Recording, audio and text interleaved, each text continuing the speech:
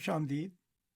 मैं मसूद राजा बोल रहा हूँ और मेरे इस उर्दू चैनल पर आपकी तशरीफ़ आवरी का बहुत बहुत शुक्रिया। आज कुछ गुफ्तगू करूँगा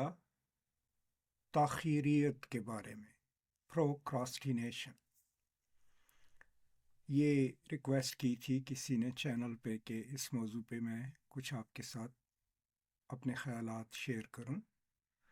तो सबसे पहले तो प्रोक्रास्टिनेशन या ताख़ीरियत है क्या? आम फहम के मुताबिक जब भी आप किसी प्रोजेक्ट पे काम कर रहे हैं, अब मेरे तजर्बे में तो प्रोजेक्ट्स क्या होते हैं कि आप किताब लिख रहे हैं या एक एस्से लिख रहे हैं या एक मजमून लिख रहे हैं, उसकी ज़ाहिर है आपके पास डेडलाइन है, तो आप बजाय उसके ऊपर काम करने के आप दूसरी चीज़ों पे तवज्जो देते रहते हैं। तो आखिरी घंटों में या आखिरी वक्त पे आके आप कोशिश करते हैं उस काम को मुकम्मल करने की। तो ताख़ीरियत हमने इसको इसलिए कह दिया प्रोक्रास्टिनेशन के आपने आखिरी वक्त तक इंतज़ार किया काम को शुरू करने में। अब इस पे अगर आप थोड़ा सा भी गौर करें तो सबसे अहम चीज़ जो है ये टाइम मैनेजमेंट की है कि आपने अपने वक्त को कैसे इस्तेमाल किया। तो किसी भी कॉन्टेक्स्ट में अगर आप अपनी प्रोक्रास्टिनेशन की आदत या ताख़ीरियत की आदत को सही तरीके से समझना चाहते हैं तो आप यूं कीजिए कि एक दिन अपनी ज़िंदगी के एक दिन में किसी कागज़ पे, अपने फ़ोन पे अपने वक्त का हिसाब लिखें। कैसे? कि घंटे पर घंटे आपने सिर्फ ये हिसाब रखना है कि मैंने इतने मिनट सोशल मीडिया पे खर्च किए, 5 मिनट फेसबुक पे रहा, इतने बजे से इतने बजे तक मैं टिकटॉक पे रहा, 1 घंटा मैंने ये किताब पढ़ी, 15 मिनट मैंने शॉपिंग की। एक पूरे दिन का जब आप वक्त का हिसाब रखेंगे तो दिन जब ख़त्म होता है तो आप जब उन घंटों को जमा करेंगे तो आपको ये पता चल जाएगा कि आपने पूरे दिन में वो कौन सी चीज़ें की जो लाजमी थी करना उस दिन, लेकिन वो कौन से काम किए या किन चीज़ों पर अपना वक्त इस्तेमाल किया जो बिल्कुल जिनकी आपको ज़रूरत नहीं थी और आपका दिन उनके बगैर भी गुजर सकता था। तो अब जब आपने ये हिसाब कर लिया तो आप ये देखें कि आपके एक दिन में कौन से घंटे ज़्यादा हैं, कौन सी घड़ियां ज़्यादा हैं। वो जो आपने किसी ऐसे काम पे ख़र्च की जिसकी अहमियत थी आपकी ज़िंदगी में और जो लाजमी था और ज़रूरी था, और वो जिसकी आपको बिल्कुल ज़रूरत नहीं थी। तो अगर ये दूसरे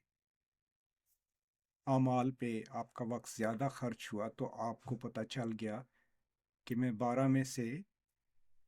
8 घंटे तो मैं ये करता रहा, तो अगर मैं इसको एलिमिनेट कर दूं तो मेरे पास इतना वक्त जो है फारिग मुझे मिलेगा काम करने के लिए। तो ये थोड़ी सी एक्सरसाइज आप कीजिए ताकि आपको ये बेस लाइन मिल जाए कि आप अपना वक्त ज़्यादातर किस चीज़ पर खर्च कर रहे हैं। अब आते हैं ताख़ीरियत की आदत पे काबू पाने के क्या क्या तरीके आप इस्तेमाल कर सकते हैं। सबसे अहम तो ये है कि आपके पास हमेशा ये लिस्ट हो कि आपके कौन कौन से प्रोजेक्ट कब ड्यू हैं। अब उनमें से कितने प्रोजेक्ट ऐसे हैं जिनके ऊपर आपने तफसीलन स्टेप बाय स्टेप काम करना है। फ़र्ज़ किया आपने अपनी इंग्लिश की क्लास के लिए एक 12 पेजेस का एसे सबमिट कराना है। अब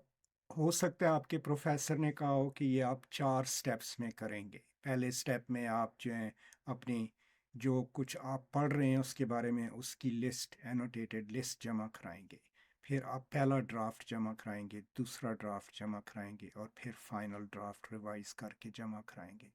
तो आपको आपको ये मालूम है कि ये जो असाइनमेंट है ये सिर्फ ऐसे आपको इसके फुल मार्क्स नहीं मिलेंगे कि आप फाइनल वर्जन जमा करा दें आखिरी रात को लिख के। तो आप फिर अपनी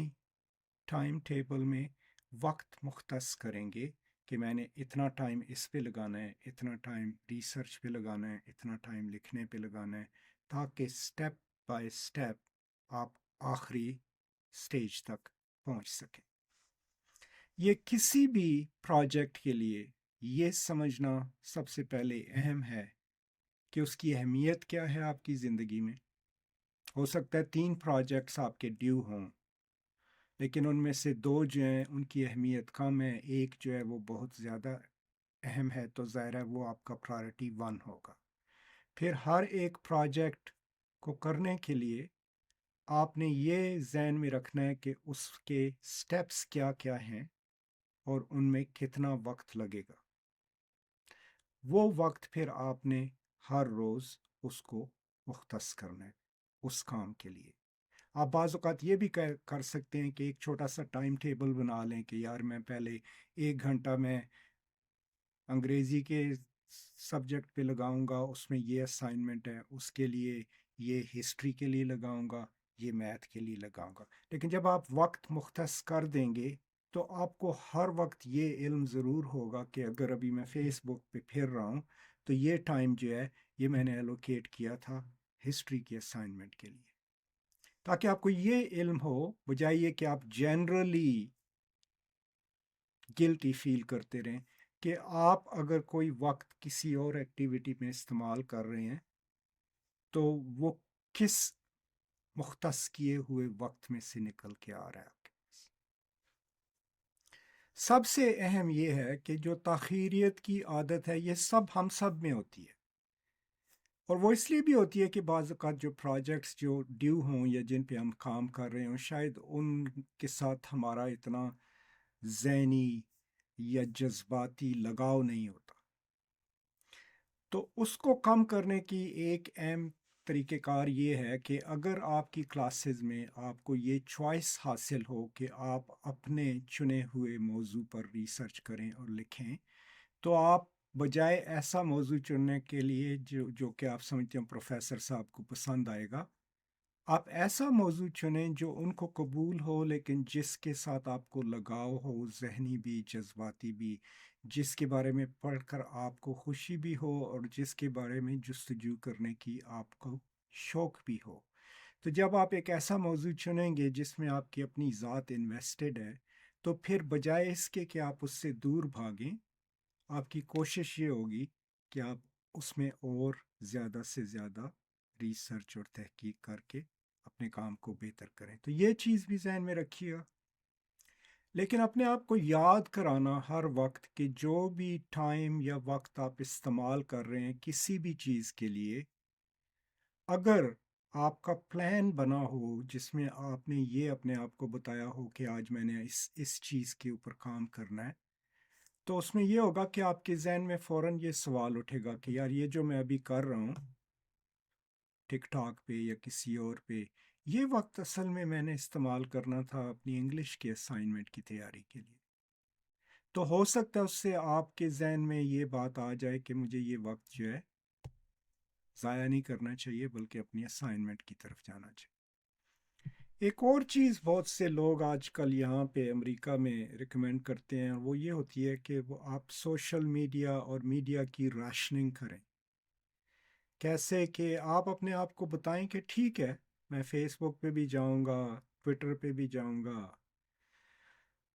میں نے یوٹیوب بھی دیکھنی ہے، ٹک ٹاک بھی دیکھنی ہے، لیکن آپ اپنے آپ کو اس کے لیے ٹائم دے دیں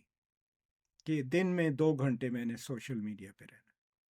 ٹھیک ہے نا، آپ وہ 2 گھنٹے اکٹھے ایک وقت میں بھی دے سکتے ہیں، یا اوورال پورے دن میں آپ کہہ سکتے ہیں کہ یار یہ میں نے منٹ کاؤنٹ کیے ہیں، 2 گھنٹے میرے پورے ہو گئے، اب میں نے کام دوسری چیزوں پہ کرنا ہے۔ تو اوورال جو تاخیریت ہے ایک تو نفسیاتی ہے کہ آپ ایک بڑا پروجیکٹ ہے لیکن آپ اس کو سائڈ پہ رکھے ہوئے ہیں اور آپ ڈسٹریکشنز ڈھونڈتے رہتے ہیں تاکہ آپ کی زندگی میں مصروفیت رہے، شغل بھی لگا رہے، نفسیاتی ہو گیا۔ اور دوسرا یہ ہے کہ ہمیں عادت نہیں ہوتی یا طریقہ کار نہیں آتا اپنے وقت کو یا ٹائم کو مینیج کرنے کا۔ اگر آپ اپنے ٹائم کو صحیح مینیج کریں گے تو آپ یہ دیکھیں گے کہ آپ زندگی سے میں آپ جو ہیں انجوائے بھی زیادہ کریں گے، کیونکہ جب آپ انجوائے کر رہے ہوں گے تو آپ کو پتہ ہوگا کہ میں نے اپنے پروجیکٹ کا یہ سٹیپ کمپلیٹ کر لیا ہے، اب یہ فری ٹائم ہے، وہ گلٹ جو ہے وہ نہیں ہوگی آپ کے ذہن میں۔ یا آپ دیکھیں نا، فلم دیکھ رہے ہیں لیکن ساتھ آپ کے ذہن میں یہ ہے یار کل جو ہے یہ والا اسائنمنٹ ڈیو تھا، یہ بھی کرنا ہے، تو نہ آپ فلم انجوائے کر رہے ہیں نہ آپ اپنے اسائنمنٹ پہ کام کر رہے ہیں۔ تو ایک دفعہ پھر بتا دوں کہ سب سے پہلے اپنے وقت کے استعمال کی بیس لائن جو ہے اس پہ کام کریں، ایک دن ہر گھنٹہ ہر منٹ جو ہے اس کا حساب اپنے آپ کو دیں کہ آپ نے کس کس چیز پہ خرچ کیا۔ پھر اس میں سے جو ایسا وقت ہے جو بالکل ضائع ہو رہا ہے، جس کا کوئی نہ آپ کو ذاتی علمی یا نفسیاتی فائدہ ہو رہا ہے، اس کو کم کرنے کی کوشش کریں، اور وہ وقت جو آپ کی علمی اور سوشل آئیڈینٹی کو بڑھا رہا ہے اس کو انکریز کریں۔ جب یہ کر لیں گے تو پھر یہ لسٹ بنائیں کہ آپ کے جو جو پروجیکٹ ڈیو ہیں ان میں سے کس کی اہمیت کتنی ہے، اور پھر جو سب سے اہم ہے اس کے اقدامات، اس کے سٹیپس جو آپ کو چاہیے اس کو مکمل کرنے کے، وہ چارٹ کریں، اسی طرح باقیوں کے بھی چارٹ کریں۔ تو پھر یہ ہوگا کہ بجائے اس کے کہ ایک بہت بڑا پروجیکٹ آپ کے ذہن پہ چھایا رہے، آپ سٹیپ بائی سٹیپ جب اس کو کریں گے تو آپ کو یہ آسانی ہوگی کہ یار چلو میں نے یہ سٹیپ پورا کر لیا، کل میں اس کو یہ سٹیپ پورا کر لوں گا۔ تو فرض کیا ریسرچ پیپر لکھنا ہے، تو اس کی کیا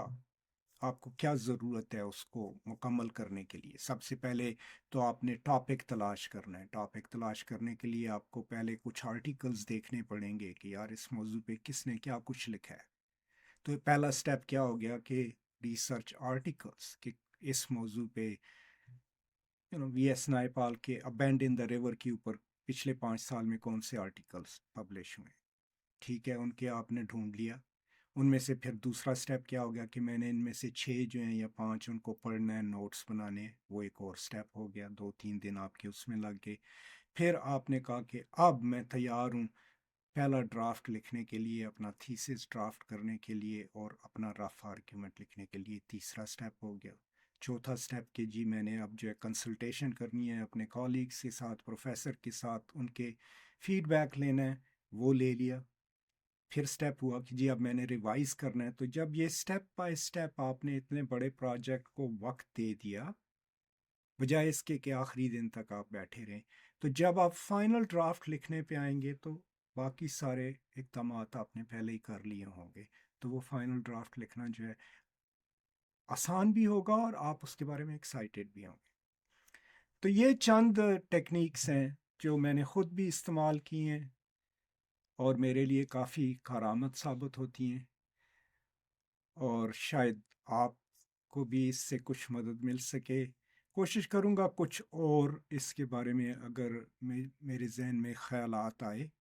تو وہ بھی آپ کے ساتھ شیئر کروں، لیکن فی الحال میں نے کہا کہ یہ ایک بنیادی ویڈیو بنا دوں کہ پروکراسٹینیشن یا تاخیریت جو ہے اس پہ قابو پانے کا کوئی سادہ طریقہ کار کیا ہو سکتا ہے، جو میں نے آپ کی خدمت میں پیش کر دیا۔ بتائیے گا کیسا لگا آپ کو، اور اگر کوئی بھی آپ کے سوالات ہوں تو براہ کرم پوسٹ کر دیجئے، میں کوشش کروں گا ان کا جواب دینے کی۔ بہت شکریہ، خوش رہیں، آباد رہیں، آزاد رہیں، خدا حافظ۔